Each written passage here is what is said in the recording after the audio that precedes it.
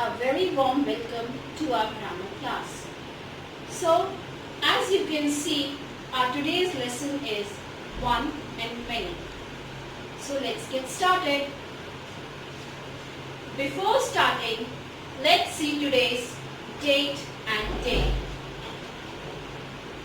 So, children, today's date is 7 July 2020 and day is Tuesday.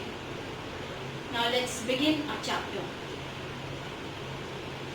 As you all know that a noun is a name of a person, place, animal or thing. So when we talk about any one particular person, we call it a singular noun. Remember one thing, when we talk about only one, it is known as a singular noun. And whereas when we talk about more than one person, place, animal or thing, we call it a plural noun. As I have written in bracket, singular stands for one, plural stands for many. Now have a look at the definition.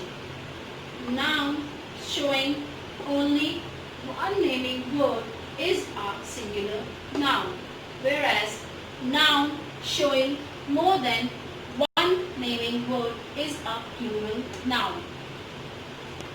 So now you can see on the board I have written about the description that what are singular nouns and what are plural nouns.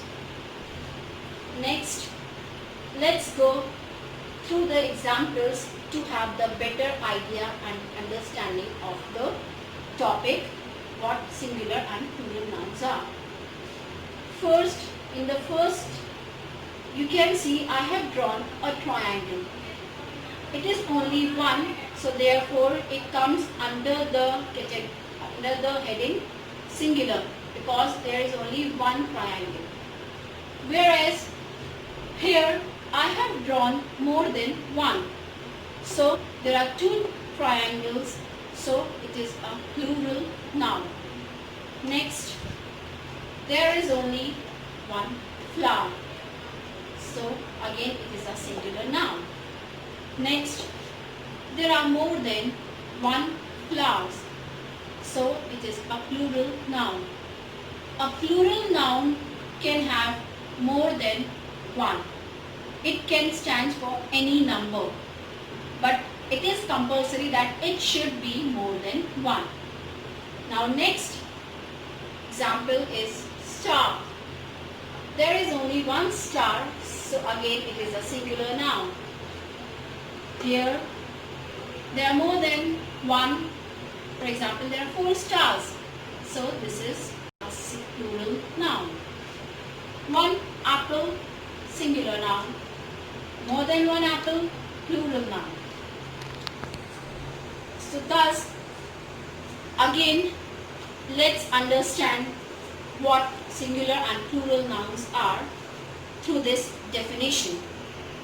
The nouns which stand for one person, place, animal or thing are called singular nouns, whereas the nouns which stands for more than one person, place, animal or thing are called plural nouns.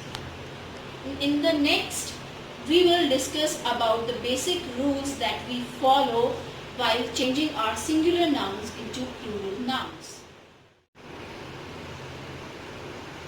Now, let's have a look on the rules to be followed while changing our singular nouns into plural nouns. There are many rules to be followed. Now, we look at the rule number 1. In this rule, nouns ending with these group of letters, or we call them as syllables also, form plurals by taking es. Those words which ends with these group of letters S, CH, SH, double S, X and O forms plural nouns by adding es in the end of these words. Now let's have a look on the examples given below here as I have written it on the board. You can see there are various types of examples. Let's go through these examples. Dress. Now we are adding es in the end, and from this singular noun it has been changed to plural noun by adding es. Match. Again this singular noun has been changed to plural noun again by adding es. Bush changes to bushes. Glass changes to glasses. Box changes to boxes. Tomato changes to tomatoes. So this is all about rule number 1. We'll be looking after more rules in our next videos.